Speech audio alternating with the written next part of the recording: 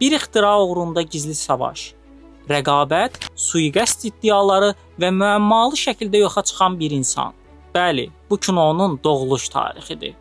19-cu əsrin sonları dünyanın müxtəlif yerlərində ixtiraçılar eyni sualın arxasınca düşmüşdülər. Hərəkəti ekranda necə göstərə bilərik? Amerikada Thomas Edison kinoteskop adlı qurğu düzəltdi. Onunla film izləmək mümkün idi. Amma cəmi bir nəfər üçün, yəni hələ kütləvi nümayişdən söz gedə bilməzdi. Fransada isə Louis La Prince var idi. O 1888-ci ildə ilk hərəkətli görüntüləri lentə almışdı.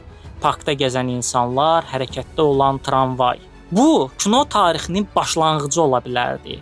Amma 2 il sonra Prince patent almaq üçün Amerikaya yola çıxanda müəmmalı şəkildə yoxa çıxdı. Nə cəsədi tapıldı, nə də bir iz. Hətta şayələr yayıldı ki, onun aradan götürülməsinin ardında rəqibləri dayanır. Belə bir mühitdə rəqabətin, uğursuz cəhdlərin, hətta müəmmalı yoxa çıxmaların fonunda 1895-ci ildə Lumière qardaşları ortaya çıxdı. Onlar təkcə yeni aparat icad etməmişdilər. Həm çəkir, həm göstərir, həm də kütləvi nümayişlər həyata keçirirdilər.